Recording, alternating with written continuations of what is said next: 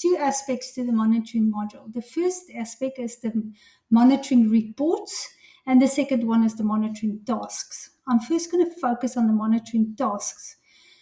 These are management measures. So when you create a management measure under your CMS, it actually creates a monitoring task.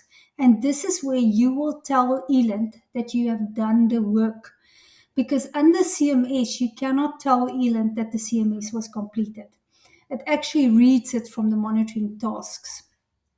Now, to make it easy, you can actually filter your monitoring tasks. So if we want to do specific monitoring tasks, we can filter them here. Let's take inspections and then click on the actual wording and it will open the tasks that we filter. You will see that these tasks, the ladder inspection, for instance, you can see they are completed on a monthly basis, and these are linked to the checklists. If I click on the wording, you can see it says checklist ladder inspection. That means the user completed this specific monitoring task, which is actually a CMS management measure under the CMS, through the checklist, and the checklist automatically ticked it off. If they did not do it this way, if they did not complete the checklist, or they did not select the management measure that's linked to the checklist, they will have to manually come and tell the system that they've actually done the work. If we scroll down, you can see there's quite a few of them that's done. Let's look at another one. So we'll say ergonomic survey. Click on the wording, and it gives me the surveys that was done.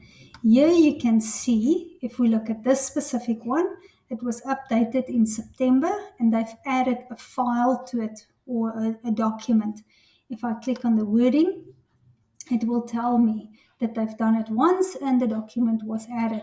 I can click on the document here, but I can also click on the document here, and it will actually open that specific document for me that's loaded next to it. If I go to another section, okay, so here we have medicals that needs to be done. Now I know that they have done the September medical, so I'm going to click on that and capture that. Let's just say test.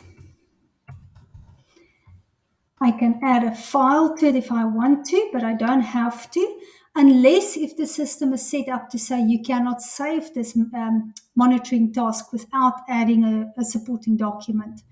And I can save it. Once I save it, it will give me another tick, like the one we have seen. These ones we see here. So if we go back to that specific one, and we scroll down, you can see I have added this specific monitoring task today. And again, if I click on the words, it will tell me that was written in my comments field if I did write anything.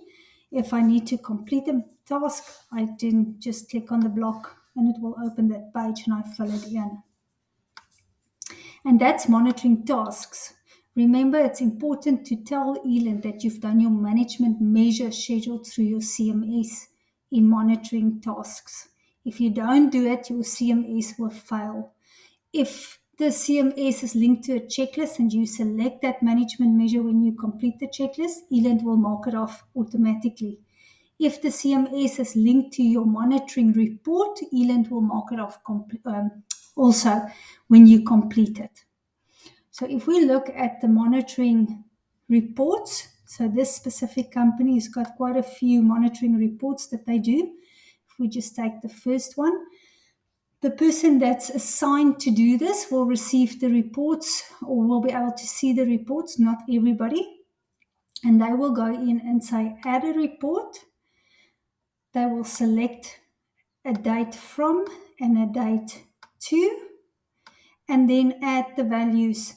If it is a block like this one that you cannot add, it means it's a calculation in Elint. So you don't have to add it. You just skip that block. but you cannot save anything unless you add a value. So you add your values to all the fields that's required and then click on save. You can also upload supporting documentation if you want to, but you don't have to. It's not a requirement. You will see upload monitoring data CSV is also available. So if you do, for instance, have a lab report and it's in a CSV format, you can upload it as a CSV into the system and don't have to retype it. You can download your CSV template to send to the lab so that they can complete your CSV accordingly. If we just go back to this screen where we see all the different reports, if I click on view detail, I can see everything that was captured since they started capturing this report, and it will give me the actual graphs as well. All the information here can be pulled through to dashboards as well, and you can have it as part of your dashboard depicted in specific graphs.